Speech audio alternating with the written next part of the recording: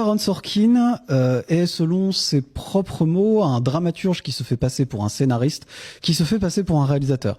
Et avant d'être une sorte de scénariste star d'Hollywood, il a surtout connu une grosse carrière à la télé avec 2 séries télé cultes, The West Wing et The Newsroom. The West Wing est une série diffusée sur NBC de 1999 à 2006 et qui raconte l'histoire de l'équipe des collaborateurs du président des États-Unis alors qu'ils doivent gérer globalement les problèmes du monde et organiser en coulisses la politique américaine.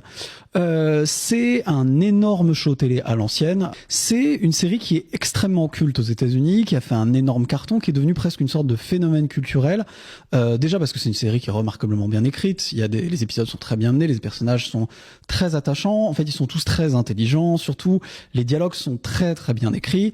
En fait, ces 3 éléments étant un peu la marque de fabrique du style Sorkin, avec des gens qui parlent très vite, qui ont beaucoup de réparties, qui sont très intelligents, qui parlent en marchant, avec le fameux walk and talk, qui est devenu une espèce de trope en fait des séries américaines grâce à ça, mais aussi parce que c'est une des premières séries qui cherche à mettre en scène la politique américaine à ce niveau-là.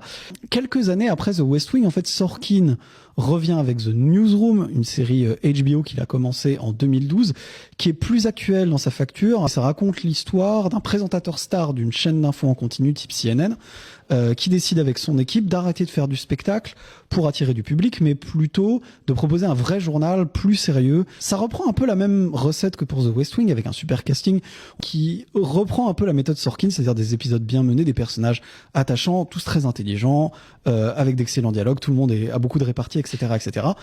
Et le point commun, en fait, et la particularité de ces 2 séries, en dehors d'être très sorkiniennes, c'est qu'elles ont pour objectif de montrer une espèce de version idéalisée mais réaliste des milieux qu'elles dépeignent. C'est-à-dire que les situations et les conflits qui sont mis en scène dans la série sont assez réalistes, mais ça reste quand même une vision très idéalisée parce que tous les personnages et même les antagonistes ont plutôt des bonnes intentions, ou en tout cas juste des objectifs différents.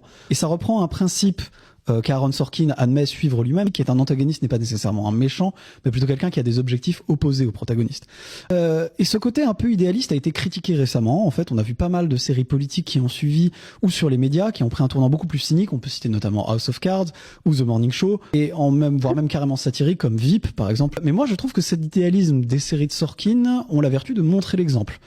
Elles ne montrent pas vraiment les milieux tels qu'ils sont en réalité, mais plutôt tels qu'ils devraient être, sans pour autant occulter les difficultés que ça implique. On n'est pas non plus chez les bisounours. Et je crois que c'est un peu une des fonctions les plus nobles de l'art. Non pas décrire le monde tel qu'il est, mais tel qu'il devrait être.